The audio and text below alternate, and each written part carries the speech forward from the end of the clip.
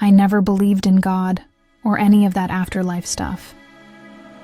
My name's Jolene Thibodeau, a single mom living in a beat-up trailer smack in the middle of Crowley, Louisiana, where the swamps and musty smells cling to every breath.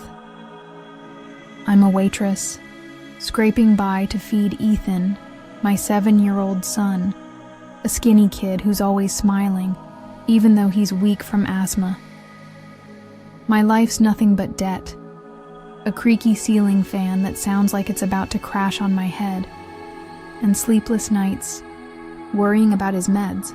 I don't pray, don't buy into miracles. But that day, Saturday, March 15th, 2025, everything changed. Ethan fell down the stairs right in our house, smashed his head on the table, and lay there, still, not breathing. I thought he was dead, and my heart felt like it shattered. I screamed, shook him, but he didn't move. Then when he came to, he told me something I never could have imagined. He said he met Jesus, heard Jesus talk to him. Me, an atheist. I got chills hearing my 7-year-old describe light, a man in white, words I can't explain. Is this real? I don't know, but it's made me rethink everything.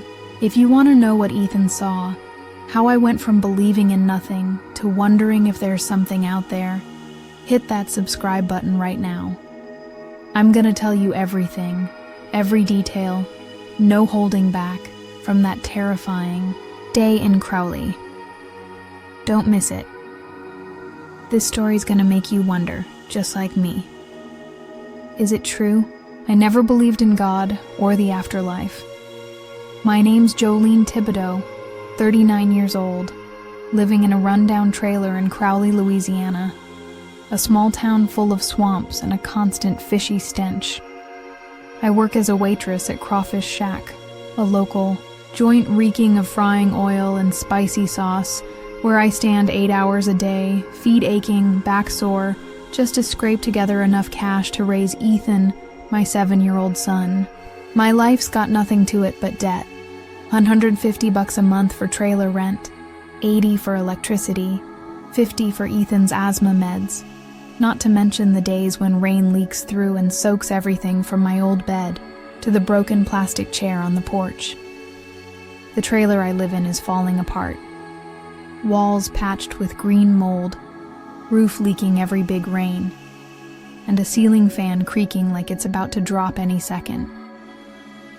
I don't pray, don't go to church, don't believe in the supernatural or miracles. To me, living is about paying bills, getting Ethan's medicine, and hoping tomorrow isn't worse than today. An endless cycle of exhaustion, no light, no hope. Just me and Ethan battling the poverty that sticks to us like the swamp smell sticks to every corner of this house. That day was Saturday, March 15th, 2025. It had just rained, and Crowley was damp as usual, the swampy, fishy smell drifting in through a busted window I hadn't had the money to fix. A window I'd taped up with duct tape to block the wind, but the rain still seeped through, wetting the cracked cement floor below. I was standing in the kitchen, washing a plate crusted with crawfish sauce from yesterday's shift, hands slick with cheap dish soap I'd bought at the Dollar General 2 miles down the road. The house is tiny. Just one main room with a beat-up wooden table in the middle, a cramped kitchen corner with an old gas stove that hisses every time I light it, and a wooden staircase leading from the kitchen floor up to the loft where Ethan sleeps. The staircase is only 5 steps, short, but it's chipped and rotted from years of leaking rain, creaking every time you step on it like it's about to give out. The handrail wobbly, paint peeled off, leaving cracked wood underneath. I'd told Ethan 100 times, maybe 1,000. Don't run on that. It can't take it. But the kid never listened. Just laughed and kept playing like that rickety staircase was his personal playground. Ethan, my son, is skinny as a rail, pale from asthma, always carrying his inhaler in the pocket of his ripped jeans. Jeans I'd bought for $2 at a thrift sale, patched up over and over because he won't let them go. But he's a wild one, always smiling, his raspy voice ringing out whenever he yells, "Mom, look at me," or "Mom, I'm Superman." I love that smile. Love how it makes me forget my broke-ass life, even if just for a second, even if just for a fleeting moment in the middle of these long, dragging days full of weariness. I don't have much to give Ethan. No fancy toys, no new clothes, not even a TV for him to watch cartoons like the other kids in Crowley. But I give him my love, everything I've got. Though sometimes I wonder, is my love enough when I can't give him a decent life? That moment, Ethan was running up and down the stairs, his old sneakers worn thin and slippery on the wet floor from the rain. A cement floor I'd scrubbed a million times, but still stayed stained with mud he tracked in from the field. He yelled, "Mom, I'm Superman," and jumped from the top step, a game he played every day to tease me, to hear me yell and then giggle. I shouted, "Ethan, get down here right now, stop running, that staircase is old." But he didn't listen, just laughed, that raspy voice echoing in the tight space of the trailer, drowning out the ceiling fans creaking above my head, drowning out the sound of dish soap bubbling in the sink. I turned back to the plate, hands slippery with soap, thinking, he'll mess around a bit and stop, it's fine. I was used to his footsteps thumping on the stairs, used to how he shook this little house every time he ran around, used to him ignoring me when he was having fun. I didn't know this time would be different, that his laughter would stop, that the fragile peace I had, the peace of a broke mom watching her kid play, would shatter in one short second. Then I heard a thud, a loud, sharp sound, like wood cracking, like something heavy slamming into the cement floor, ringing out in the trailer's quiet space, startling me so bad I nearly dropped the plate in my hands. I spun around, heart pounding in my chest like it was gonna burst out, and saw Ethan at the bottom of the stairs, his head smashed against the edge of the chipped wooden table in the kitchen. A table I'd scavenged from a neighbor's trash pile, a table I'd thought I'd use for a few months but had been there 5 years. His eyes were shut tight, arms limp, his green t-shirt torn at the shoulder yanked to one side, showing the bony shoulder sticking out under his thin skin. His face was pale, no trace of the rosy cheeks from his usual grin, lips turning purple, like the blood had stopped running through him. I rushed over, screaming, "Ethan! Ethan, wake up!" I dropped to my knees, slamming them hard onto the cold cement floor, and touched his chest. His heart was barely beating, a few slow, weak thumps, then nothing. He wasn't breathing. No rise and fall in that little chest I'd watched a million times. I panicked, hands shaking like crazy, tears streaming down my face without me even noticing, dripping onto him, wetting the green t-shirt he had on. A shirt I'd snagged for $1 at the thrift sale, one he loved, 'cause it had a tiny fish stitched on the chest. I thought, he's dead, my boy's dead.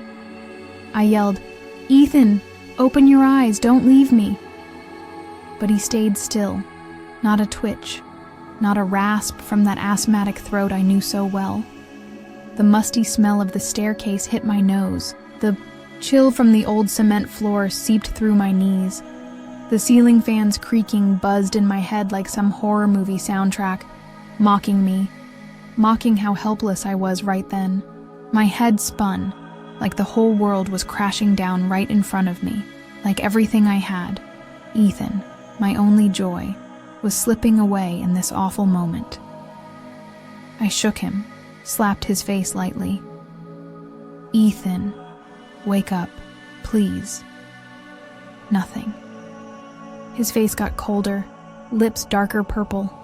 I felt his neck. No pulse. No sign of life. I screamed, "No, no, no, Ethan, don't die!" I hugged him, pressed his chest to mine, like my warmth could bring him back, like I could push life from me into him. But he stayed limp.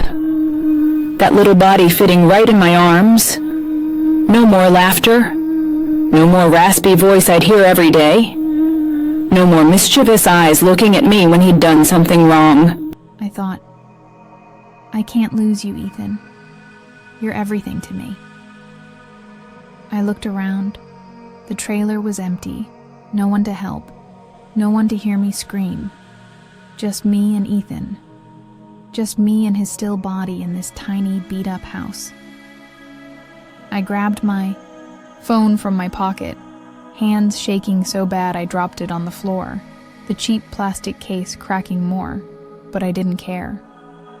I picked it up, called 911, voice breaking, stuttering. "My son fell. He's not breathing. Please come fast." The operator said, calm like a robot. "Help's on the way. About 20 minutes. Stay there." I yelled into the phone, 20 minutes? My son's dead. Please hurry." But I knew, in Crowley, help slow as hell, the dirt roads muddy after rain. No way an ambulance could get here quick. No way they'd make it in time for Ethan. I knelt there, hugging him, tears falling on his face, soaking his hair, soaking his shirt, shaking him harder. "Ethan, wake up. I'm begging you." But he didn't move. I thought, what did I do wrong to lose you? I can't live if you're gone. The musty smell, the cold floor, the fan's noise. It was all a nightmare I couldn't wake up from, a spiral dragging me deeper and deeper. I screamed, "Somebody save my boy!" But no one heard. The trailer's out in the middle of a field, the nearest house 100 yards off. No one knowing what was happening in this little shack. I thought of my dad, the drunk who walked out when I was 10, no goodbye, leaving me with my mom, a cold, bitter woman who kicked me out at 16 when I got pregnant with Ethan, calling me trash and not worth a damn under this roof.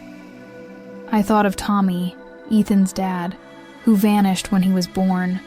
No word, no dime, leaving me alone with this trailer, a pile of debt, and a kid I had to raise with everything I had. I thought, I don't deserve this. Ethan doesn't deserve this. I hugged him tighter, tears streaming, yelling, "God, if you're real, do something." I didn't believe in God, never had, but right then, I didn't know who else to beg, didn't know what to do but scream in desperation. Then Marie, the 60-year-old neighbor, heard my cries and ran over from her trailer 50 yards away. She was in a ratty old robe, hair a mess, barefoot with mud caked on from the field, shouting, "Joe, what's wrong? Let me at him." She knelt by Ethan, shoved me aside, started chest compressions, clumsy, like she'd picked it up from some cheap TV show she watched every night. She counted loud, 1, 2, 3, pressing hard on his chest, that tiny chest sinking, under each push, like she was trying to pump life back into him. I stood there, hand over my mouth, tears pouring, thinking, please, please, save him. Marie was panting, sweat dripping down her forehead, down her robe. But she didn't. Stop, kept pressing, kept counting, kept trying. She yelled, "Joe, don't just stand there, help me." I knelt down, held Ethan's legs, sobbing. "Marie, he's dead.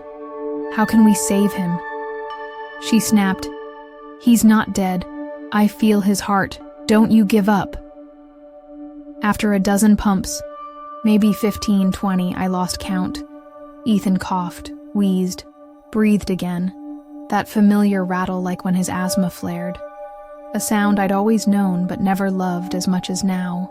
His eyes cracked open, hazy, weak, but alive. I screamed, "He's alive!"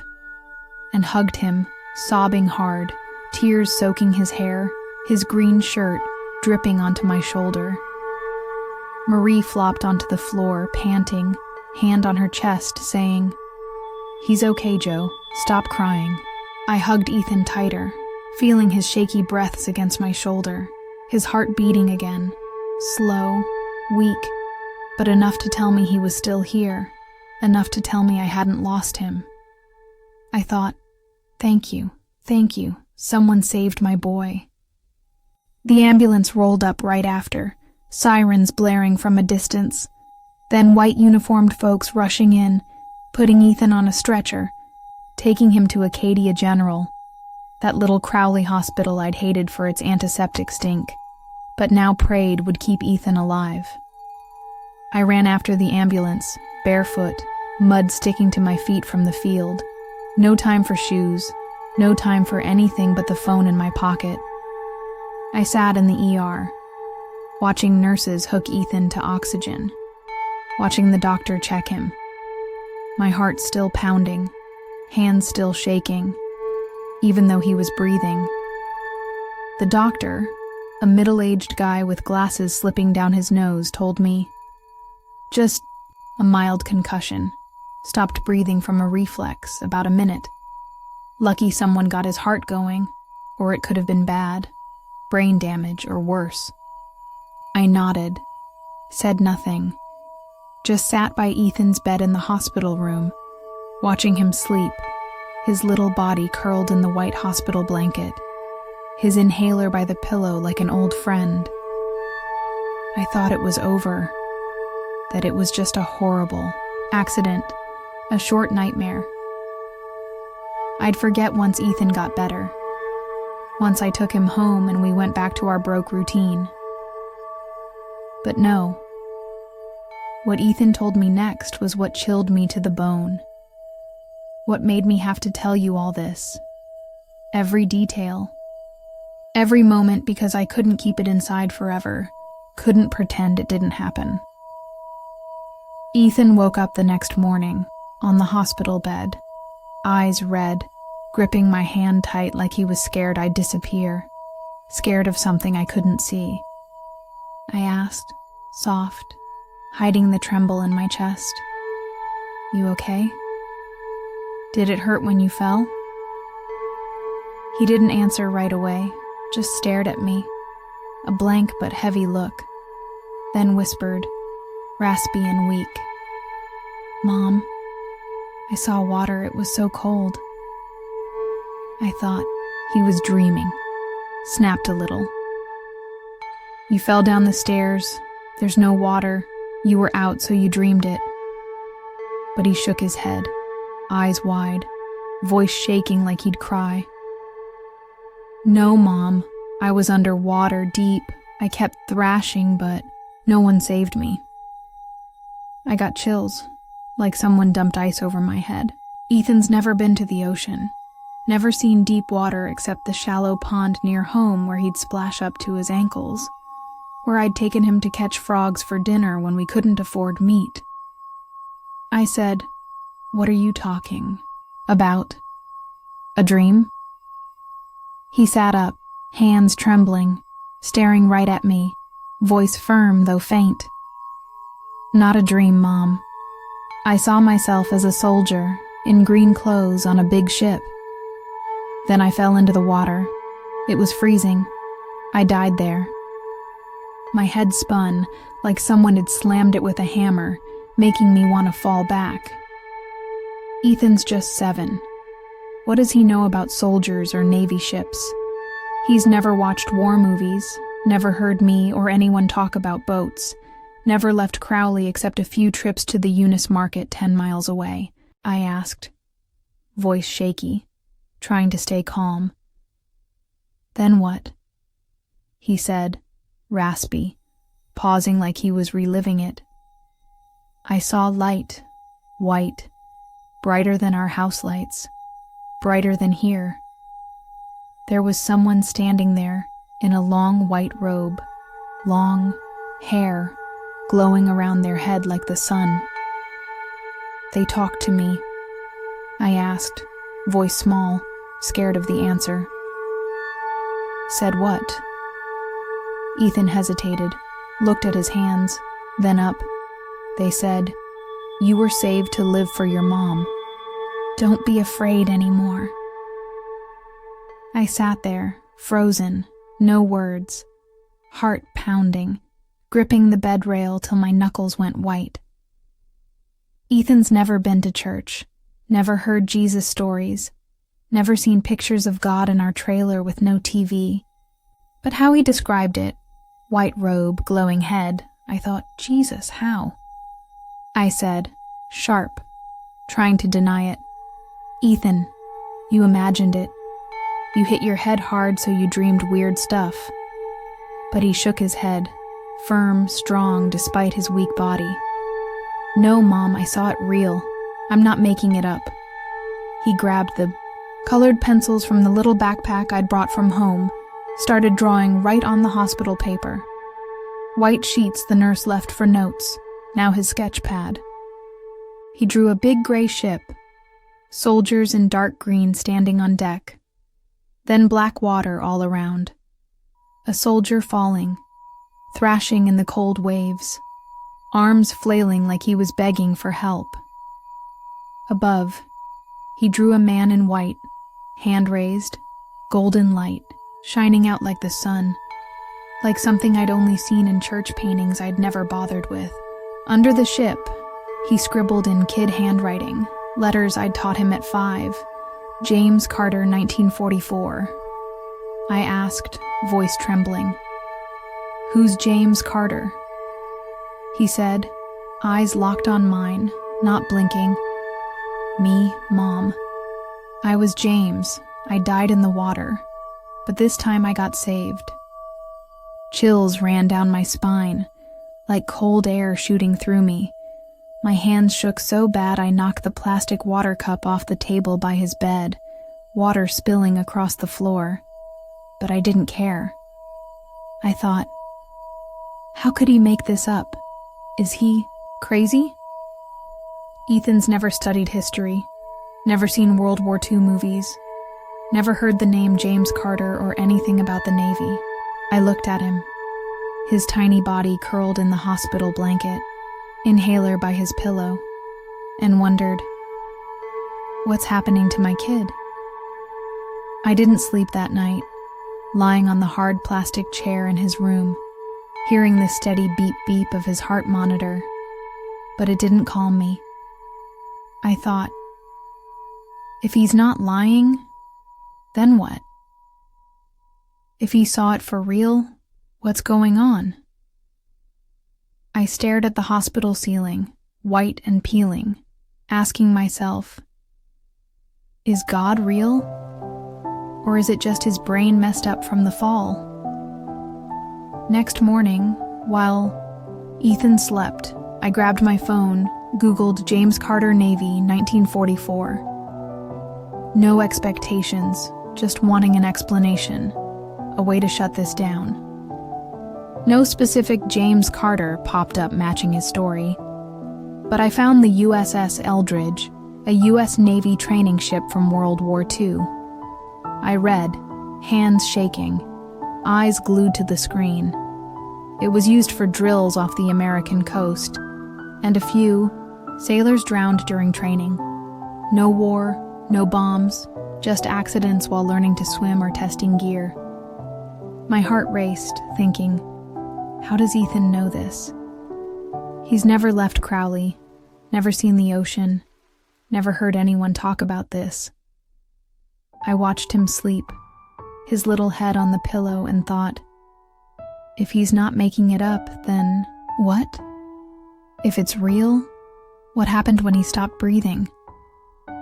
When he woke, I asked, keeping my voice steady, "What else did you see?" he said, raspy, weak but sure. "The man in white said you need me. I have to stay here. I was scared of dying, Mom, but he said I'd be okay." I sat there, looking at my skinny kid, hair all messed up, drawing more golden light around the white-robed man on the paper. He added details: a navy cap on the soldier in green, a strap over his shoulder, water up to his neck. I asked, "Did you see the ship clear?" He nodded. "Real clear, Mom. It was big, gray, lots of guys in green." I fell in the water. It was so cold I thrashed, but no one pulled me up. Then the light came. The man in white was there, talking to me. My heart pounded, thinking, he can't make up details like that. The cap, the strap, the gray ship.